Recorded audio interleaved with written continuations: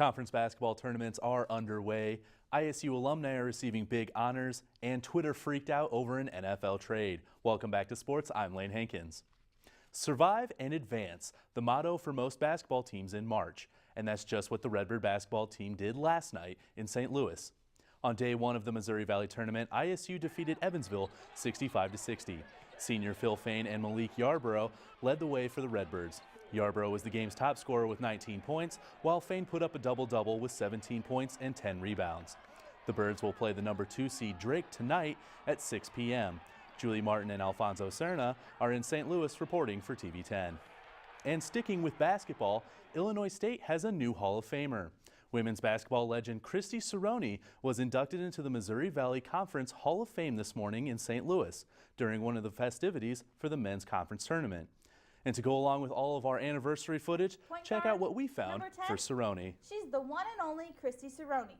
I think in my 18 years of coaching, I don't know that I've ever been around somebody that has the work ethic and that's so driven, so passionate, and still yet so coachable.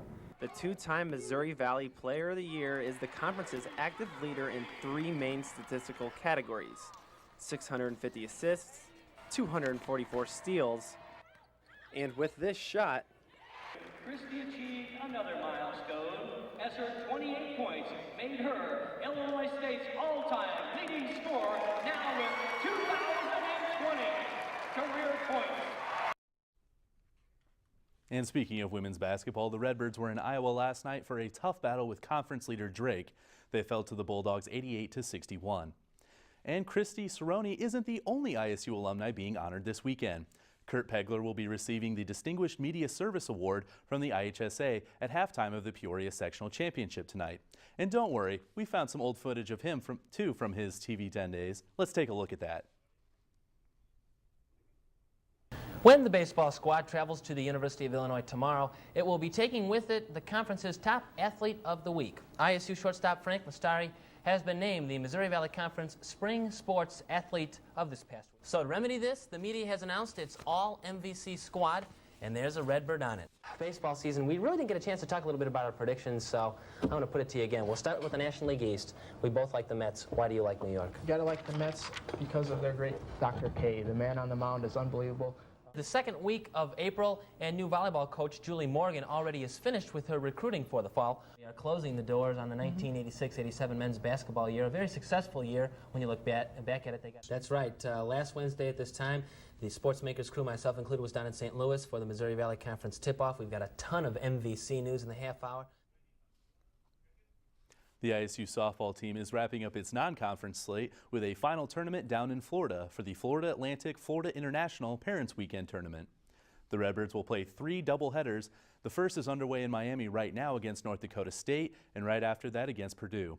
The Redbirds will then move on to Boca Raton for the final 2 days of the tournament, with games against Notre Dame, LIU Brooklyn, Florida Atlantic, and once again against Purdue.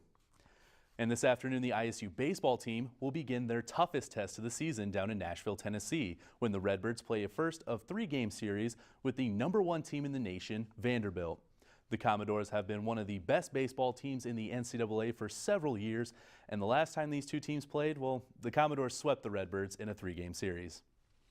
And there's big names popping up on the NFL trading block, and one of them almost got traded last night. NFL Network insider Ian Rappaport reported that the Buffalo Bills had traded for Pittsburgh Steelers Pro Bowl receiver Antonio Brown. Twitter lost its mind, but early this morning, all of that changed when Brown said he would not show up if he was traded to the Bills. He is still on the trading block, and now teams are waiting to see if the asking price for Brown will decrease.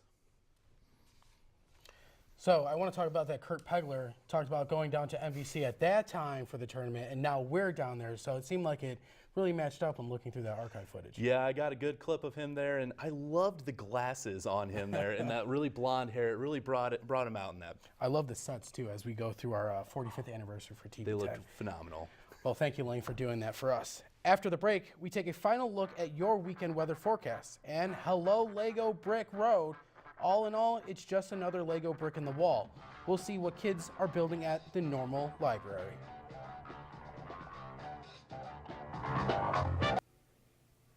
For you today, have a fun and safe spring break. The Point is on next.